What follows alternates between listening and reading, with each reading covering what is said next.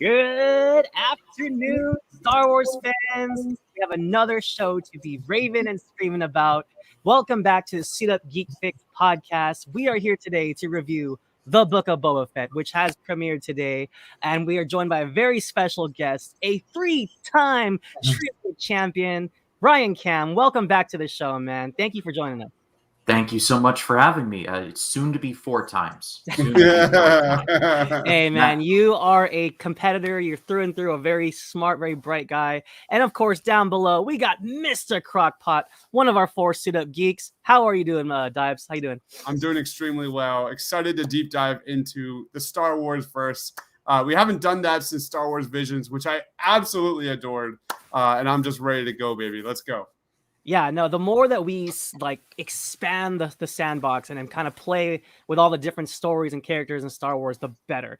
And I know this episode, I believe, I've been looking online. By the way, if you haven't seen it yet, go watch it on Disney Plus. Spoiler review. We are going to get into the episode.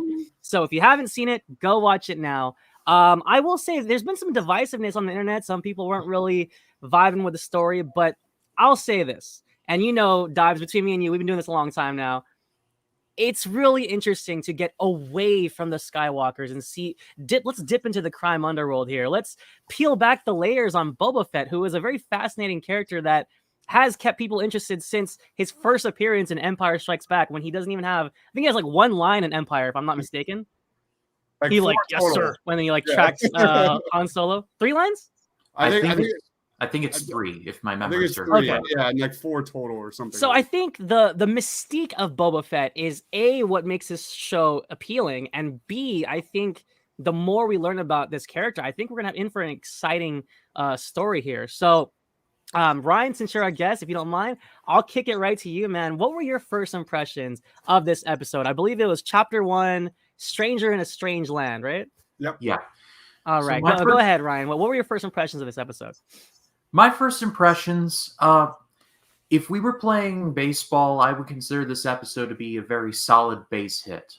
Nothing extravagant or out of there. I think this did a very good job of setting the tone, setting up what's going to be explored with Boba Fett's history and how he got to the point that he got to, literally from getting out of the Sarlacc pit up to where we see him in Mandalorian. I think this episode did a pretty good job of setting up the themes and learning about everything that is going to be explored throughout. Hey, well said. I like the baseball reference, and I'm not even a baseball guy. I did that just for Dibes. I love it, man. Dibes, how about you, man? First thoughts, first feelings.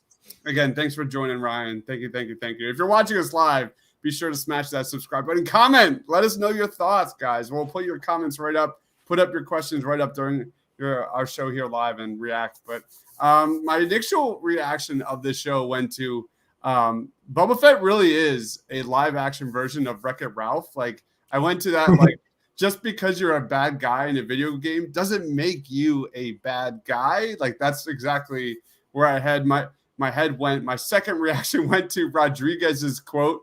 Remember that quote when he was saying that, they couldn't show more than after a 10-minute point in this episode in those trailers. And I look at that and it's kind of funny now, considering I kept watching the premiere and I kept on waiting for some sort of turning point, some sort of big reveal like Grogu or something like the Mandalorian, other than our guy taking down the creature from the Black Lagoon in the desert. There really was nothing here that truly happened. There was no big reveal. And it was just kind of underwhelming. That's not saying it's a bad thing. So there's really kind of nothing pointing towards what's at large happening in this story. But I thought it was definitely more of a low key premiere than anything. The show clearly needs more than 40 minutes here than what we were given. But I overall, I enjoyed it for sure. I love the flashbacks of course, live action Boba Fett, escaping the Sarlacc pit. That was great. I'm surprised that one episode in, I'm already kind of done with Return of the Jedi. I just give me where we're moving forward in this story. And I like the premise of it. We're going to get, layers peeled of this, super mysterious character villain Boba Fett, which kind of like that was like his main draw back in the day. Like he's super mysterious. He's a guy that Darth Vader, has so much regard. And we're going to kind of learn about what makes him tick here. So, and I also found it interesting, going back to the premise, like this guy's going to try and become a crime lord by, earning respect through compassion, earning respect through kind of kindness rather than fear and brutality like in the past with Joba. So I found that really interesting. I don't think it's going to work. I don't think you're not going to become a crime lord in Star Wars by holding hands and singing songs with everyone. I'm sorry, Boba. It ain't going to happen. But overall, solid premiere. I think my main kind of take here is that we've got Jon Favreau sitting in the writer's chair for these episodes. So I'm 100% willing, and I hope everyone else is, to be patient and let the story play out. 100%. And I couldn't echo that sentiment anymore, because for me, like, I don't need the razzle dazzle and the shootouts and the fisticuffs. Like, I am truly interested in this. Like, first of all, I'm happy we saw the Sarlacc pit, because I needed to know how the hell he got out of there. So I appreciate. Go ahead. Actually, I was thinking about that when I first saw the pit. I was thinking to myself, didn't C-3PO say that the Sarlacc pit, if you got in there, you would be digested and redigested for 1,000 years or something like that? I was thinking to myself, so Fett's in there still intact, and Stormtrooper is technically speaking still intact. Is the Sarlacc pit taking them in one at a time? Is he pacing himself? Like, what's going on here? I need to know. Yeah, I mean, there's so many questions, but like I said, I'm just glad we got a visualization of, okay, so he kind of burned his way and dug his way, kind of like Kill Bill when Beatrix Kiddo comes out of the dirt, I appreciated that visual. And look, I kind of kicked us off with it. This is a character that, like, for example, James Mangold was tapped to direct a version of this film. I think Jon Favreau at one point was actively trying to direct a Boba Fett film. So in that regard, I'm very happy Favreau got to see his baby kind of, in a sense, come to life here. But I will admit, it's not a lot happens. It's a little bit slow and underwhelming in that sense. But I have a feeling this show is going to have some tricks up his sleeve to kind of spicing things up. And my thing is, I think just to set the foundation of where we were at, I think it was okay. I appreciated the Fennec and Boba relationship. I'm a big fan of Ming-Na Wen. Big Agents of S.H.I.E.L.D. fan, big, she had her heyday in the 90s. She voiced Mulan, and she's a legendary actress in her own right. I'm glad she got some action in. I'm glad that she's with him, but she's also like that voice of reason. I liked how Dives, she actually spoke to you, spoke to your point. Like, she was like, hey, Boba, Jabba ruled by fear for a reason. Like, you have to do that sometimes, to make this work. And I think that's interesting, because I think Boba's trying to play a Robin Hood type character, which is a character that I love and appreciate, steal from the rich, give to the poor kind of thing. And I think he's trying to build this community that way. And whether or not it does work, Dives, I think that remains to be seen. And I think that'll create some drama as the show progresses. So with that being said, Dives, I'm going to kick it back to you, man. Where do you see us going? Let's go into, actually, I'm sorry, before we get to that, favorite moments, Dives, favorite moments. And can we also talk about problems? Because I have some issues with Boba's character, but we'll get to that in a little bit. But for me, I think Fennec and Boba shined here in this episode. Some of the dialogue here in episode 1, I think really shined when you have Boba saying, better keep an eye on him. And Fennec was like, I keep an eye on everyone. Like, I thought that was a really badass moment. And then we had parkour Fennec Shan is my favorite Fennec Shan. That was seeing like sweet parkour in Star Wars together, I think was the first time I've ever seen that. And that was kind of fun. And then, of course, the other dialogue piece was Boba deciding, kind of what kind of crime boss he wants to become. Where it was like, there was a quote that Jabba the Hutt ruled with fear. I want to rule with respect. And then like Fennec was like, what the fuck? Like, you're not going to do that by singing Kumbaya. And then there was a really small, like 1 to 2 second scene. And I don't know if you guys got it or not, but it gave me so much goosebumps. There was a part where you're looking literally through Boba's visor and you saw the binary sunset. Like, that was a really neat moment for me. Yeah, it was just, I was like it literally took my breath away. That scene to this day is my favorite. We talked about this on the podcast so many times. It's my top 5 favorite movie scenes of all time. The binary sunset with Luke Skywalker right behind my man Loretto there. But it is just so special for me. So that little tiny 1 second, 2 second moment just got me out of the chair. I was like, yes. So those are my favorites. Hey Ryan, what about you, man? Some highlights of the episode for you? The fight scene in the when Boba and Fennec are leaving the, I don't want to call it like the club. I'm The just gonna Pleasure call Palace? Yeah. I didn't want to say the S that rhymes with rip club, but there you go. I'm pretty sure more or less that's what that was. So when they're leaving the club and they get jumped by those dudes with the, I'm gonna call them laser shields until I'm told otherwise, and they just take them all out, and just, I thought that was very well done. I'm a big action fan, so whenever I see like action done in camera and it looks like it was done on the set, it's like, that's just beautiful. It really is. And then the parkour stuff and chasing the 2 remaining ones down, and before that Bo was like, alive, and she goes and she chases them down. I love that.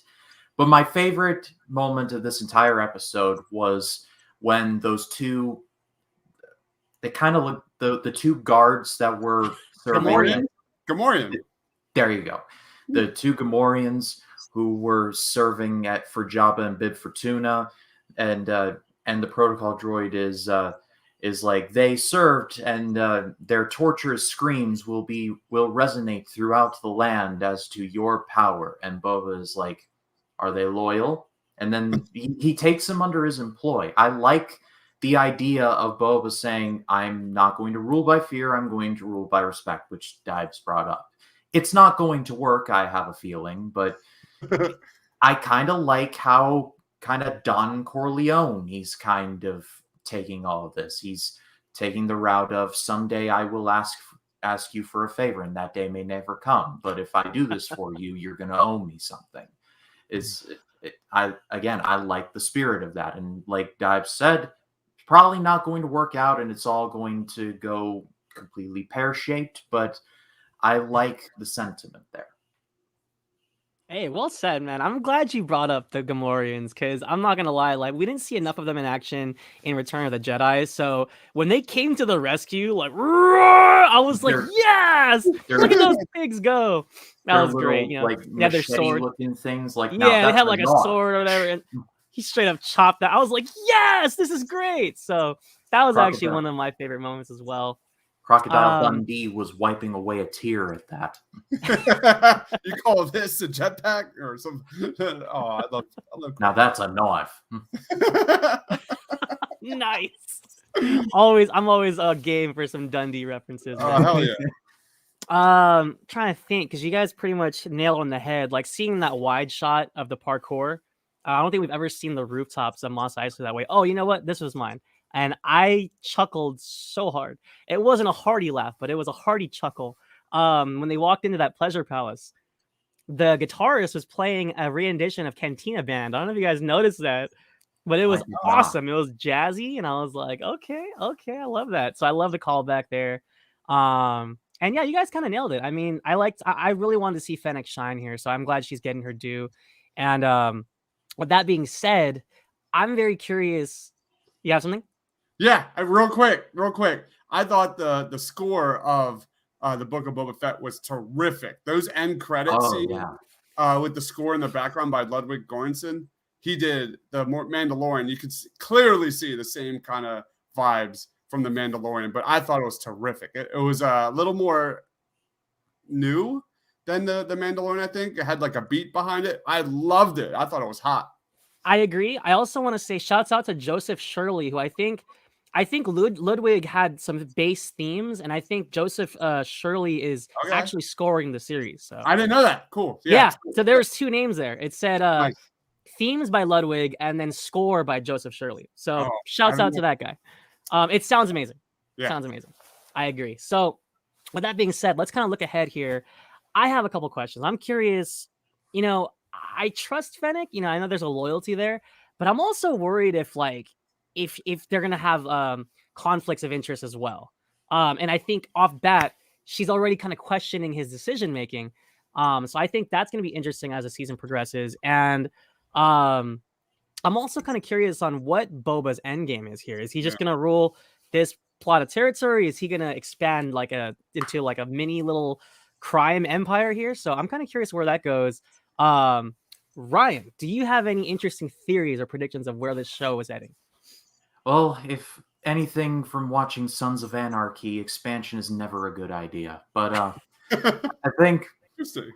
I think it'll be interesting if Boba does want to expand, because but I think, to your point, Lo, I think Fennec is not long for this alliance between these two, because well, they're bounty hunters, so it's pretty much as natural as breathing for them to betray each other.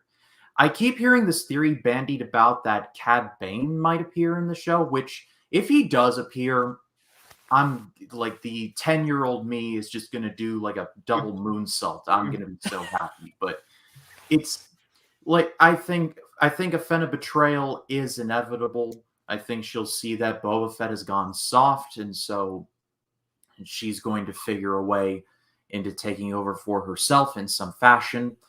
And then Bo's going to come roaring back and be like, "Oh, really? You're going to take me on? There's like a million of me. Like come on now."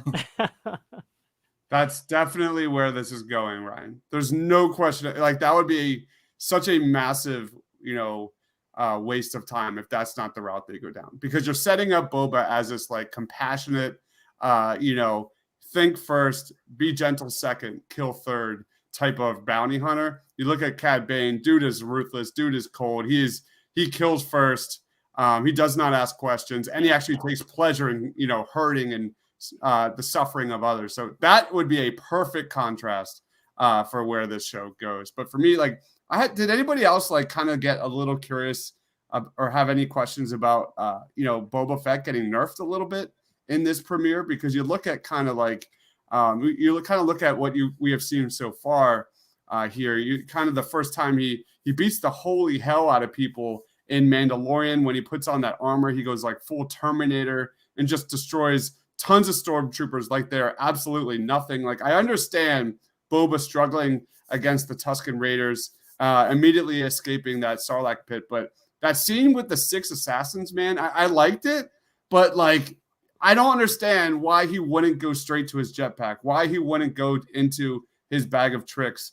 That's just kind of silly to me. I don't understand that part of it.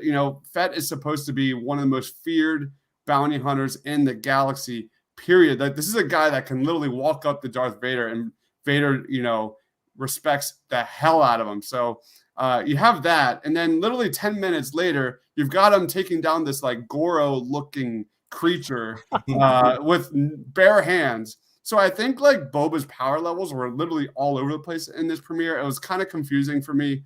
And on top of that, I'm a little kind of concerned.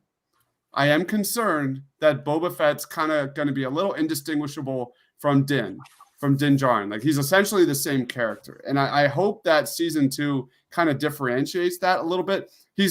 Boba's essentially Din Djarin without Grogu. That's kind of how I see this a little bit. So I will hope, and you kind of look at where this is moving. Like, Din Djarin had, it's about fatherhood, and he kind of learned to trust others and bring people to help him and save him and whatever. I see that kind of going the same route. If Boba wants to be a crime boss, he's going to have more than 3 freaking people sitting next to him. So that's where this is going. You're going to see starting, a lot more more crime syndicates introduced. I think we're going to learn about the mayor. I think we're going to learn about where those assassins came from, probably the mayor, and so forth. So I'm a little concerned about Boba's powers. I was a little taken back. Like, I understand him getting taken down from that Tusken Raider, but there's no way 6 assassins with shields took this guy down. That was a little kind of a no-no for me. I'm not going to lie. Well, he spends half of the episode in a bantha tank. So I guess my question is, when does this take place? Does this take place after Mandalorian season 2? Is it somewhere in the middle? I don't That's- think I don't think yeah. it's really Well- made clear unless I Well, missed. Ryan, if you remember, he didn't get his armor until he meets the Mandalorian. Right. Oh, you're right. Yeah. Yeah, So, because what's his name? What's that guy's name in the first episode of Mandalorian? Timothy Oliphant. oh shoot. I know who you're talking That about. guy was awesome. So good. Timothy Oliphant is just a awesome person just in general. Well, also, I kind of feel like he pretty much is playing his character from Justified. Yeah, I know. He And was that's in like full literally- sheriff. This is my town kind of attitude.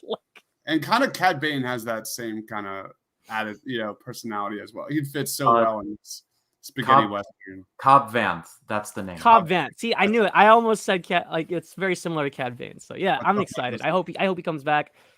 He did have the Boba armor for a while, and I think this does take place after Mandalorian season 2. But I'm curious, why was he in the bantha tank? Right? Like it seems like he's weakened almost. I don't know if we're gonna delve deeper into that mystery there, but or maybe his age is catching up to him. He is older. But we need to Deebs' point in introducing other crime syndicates, my mind just immediately went to one thing: Crimson Dawn. yeah. I don't know where they're at though at this time period, because we're in between Return of the Jedi and Force Awakens, right? That's correct. So I don't know where. I don't know. I have honestly no clue. I don't know the books enough and stuff to know where that's at. Because the only thing I really know about Crimson Dawn is, Darth Maul and all that kind of stuff. And we're well beyond that. So I have no idea. So, guys, I heard you have a cameo ranking that you would like to see for this show. I do. All right, here we go. Here's my top 5 power rankings of cameos I want. Because you look at, you look at the Clone Wars, you look at Rebels, you look at the Mandalorian, you look at the Bad Batch. There's cameos galore, and I made a list of 5 of my favorite cameos I want to see in this show. Boba Fett, Book of Boba Fett, and my honorable mentions here. I would love to see a live action Hondo. Loretto, my man Hondo. He would fit perfectly as this like pirate in this kind of theme here. Hondo is my honorable mention. And Kira, Amelia Clark would be a fun little reveal here as we saw her in the Han Solo film. Number 5, Han Solo. I think that would be a really fun flashback. If we're getting a lot of flashbacks to set up, there's a lot of exposition like we saw in the first episode. Maybe we get kind of a glimpse of Han Solo. Number 4 is Omega.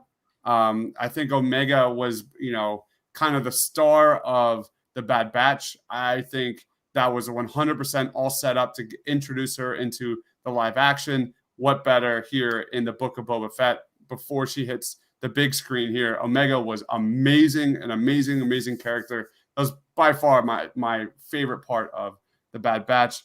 Number 3 is Captain Rex. I would cry my eyes out if we got Captain Rex here in the Book of Boba Fett. I mean, With that the beard. And the Clone Wars armor still, like, yes. I just have so many chills here. So many chills. Number 2. Double Tamara Morrison. Hera. I would love to see Hera. Hera's coming down the line. Just like we're getting a lot of connective tissue here in the Star Wars verse between the animated and the live action. Hera's going to get her time to shine here. Eventually, that would be a really fun reference. We saw her referenced in the Bad Batch. I would love to see her get more and more time to shine here in the live action Star Wars verse, because she is, again, that character is a star waiting to happen. And of course, number 1 is Cad Bane. We already talked about Cad Bane, but that showdown, if this series doesn't give us that showdown, I would be shocked, absolutely shocked. The Cad Bane versus Boba Fett showdown would be just terrific, and that's kind of what we don't really have much to go on with the show moving forward. They didn't really give us much. It was kind of a slow burn.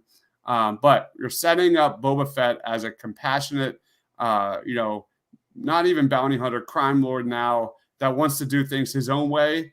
I think, Cad Bane is being set up here. He's going to get thrown in somehow. Their paths are going to cross, or Cad Bane might want to take the throne from Boba Fett, which would make a lot of sense considering, we've got this weak ass, crime lord sitting on Jabba the Hutt's throne, and you could easily take it if you want it. Something along the lines, or the mayor calls in Cad Bane to take out Boba Fett. Something along those lines is where I see this headed. Well said, man. So let's kind of go down to our final scores here. I'll kick it off. It was definitely a lukewarm premiere, but it was a premiere that I enjoyed. I enjoyed the action. I enjoyed I liked seeing the flashbacks. I thought it was a really touching way to introduce us who Boba was as a person. Him kind of like being in captivity, him being compassionate. Like he could have maybe killed that kid or killed the other guy, but he was actually trying to help. They were in the same situation, even though that other guy was a little jerk, like sounding off the alarm for the dog and all that. But I thought it was really cool to see him on this little mini hero's journey, which is an interesting concept because obviously he's a form of an anti-hero, but at the same time, it's like, especially from the first few introductions of Boba Fett, he's more or less a villain. So I think I know you love that gray area dives. It's like you ad nauseum. We've talked about how interesting that is when you walk the line between good or bad, but yep. It's really interesting to see where Boba ends up at the end of all this. Like, maybe he just thinks like, you know what? I'm tired of being a good guy. It doesn't work, like it's just going to be really interesting. And like you said earlier, I would love to see him differentiate himself from Din, because you're right. They are following very similar character traits at this point. So with all that being said, I'll give this premiere a 7. I liked it. I didn't love it. But for the most part, I'm glad that Boba is getting his time to shine. Ryan, hit us with your score, man. Any final thoughts you have? Well, actually, 7 was going to be my score, so I'm going 7 as well. Like I said, definitely a nice taste of the overall meal. If The Mandalorian has taught me anything, it's that the show starts out slow. It's kind of like a diesel truck. It takes a second to get going, but when it does get going, it can go a long time. Appreciate the hell out of that comment. Big time. All right. Big time. Take us home, Dawes. What's your score for the episode? Yeah, I'm at a 7.5. I fully agree. I really enjoy the slower pace here. I thought it was refreshing because, man, like you said, Ryan, like the Mandalorian was, it took a couple episodes to truly find its footing here. And I'm good with that. Like it's the complete opposite of, kind of the sequels and that scale and how it just became this gigantic CGI fest overnight. References. Throw references on the screen. Yeah, exactly. Star Wars stuff. People will watch it. Take your time, set up your characters. That's what this is all about. So obviously I want to see it pick up here moving forward and eventually see that larger story unfold. And we'll get there. But I was good with it. I like, this show and how we kind of we expanded on the Tusken Raiders a little bit. I thought, that was really interesting to see them as they're not just these like wanderous or mindless wanderers going around the desert. Like that was kind of neat to see some sort of honor be given within the Tusken Raiders. Like that moment where the guy handed him the water after he knew that he saved his son from the Goro monster. I'm going to call that the Goro monster. But that's what it was. No, and especially the way that Anakin hates them. He hates them. Yeah. So it's like you always look at the Tusken Raiders as monsters. It's nice to see them have some soul, Yeah, that's like you said, Loretta. Like the gray area of Star Wars is by far the best part about Star Wars. Like what makes a Sith, what makes a Jedi, and that area in between. What makes a bounty hunter, what makes a good person, what makes a crime lord, what makes a citizen. I don't know. Like that. By the way, Dave, it looks like we have Geekly Goods in the house. What's up, Geekly Goods? How you doing, Leo? Whoa! Yikes. I don't know about that. That is. I don't know about that one. I liked Hawkeye.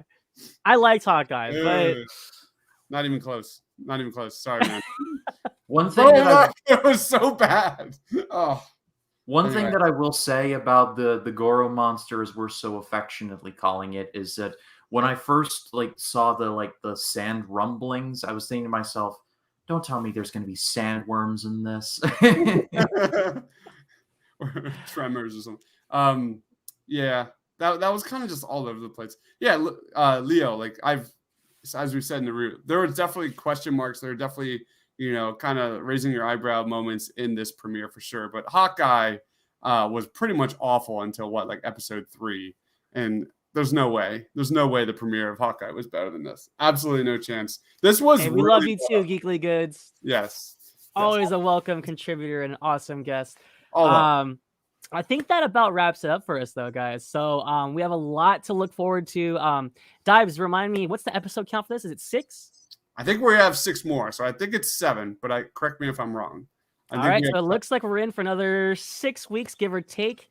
We will be here every Wednesday, so please come back. We will be reviewing every episode of the Book of Boba Fett as we go along.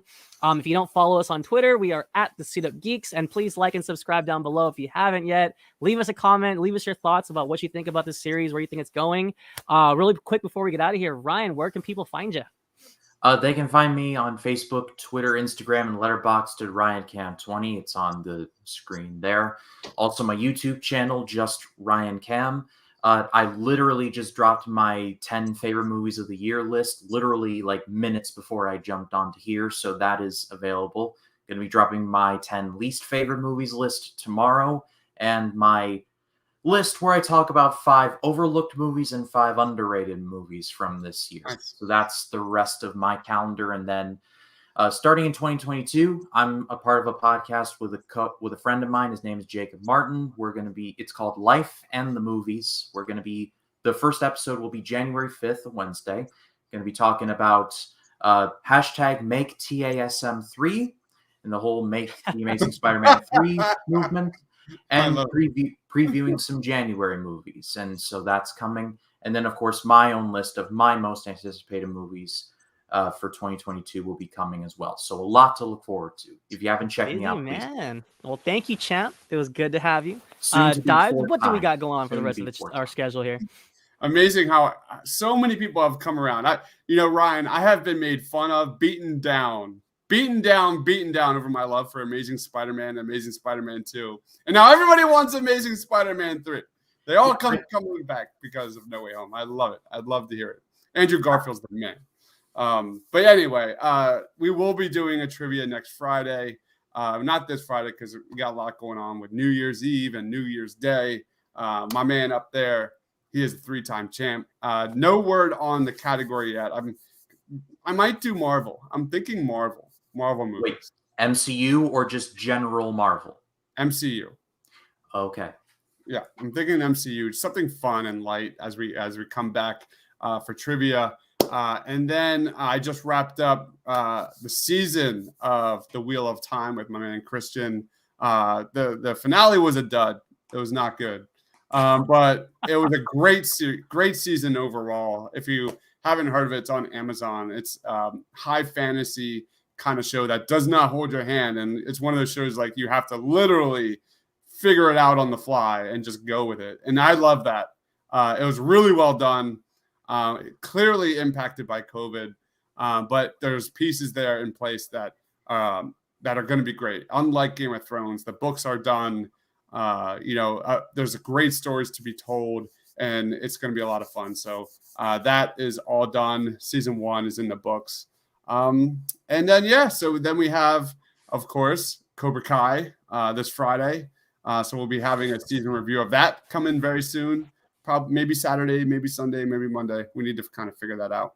But it's been a blast, man. Thanks for joining Ryan at RyanCam20. And please subscribe to his YouTube channel. I was gonna say yes, please give this guy a follow. Awesome, dude. And with that being said, thank you everybody for watching. I mean, it's been a full year of Suit Up Geeks. It's been so much fun. The next time we'll be on air will probably be next year. So. Oh. Sorry. The Oscars draft. We have a draft coming up in January. It'll be Best Picture noms and winners. I'm not going to be in that because I would suck in that kind of draft. All right. Well, I'm sure I'll see you in there, Ryan.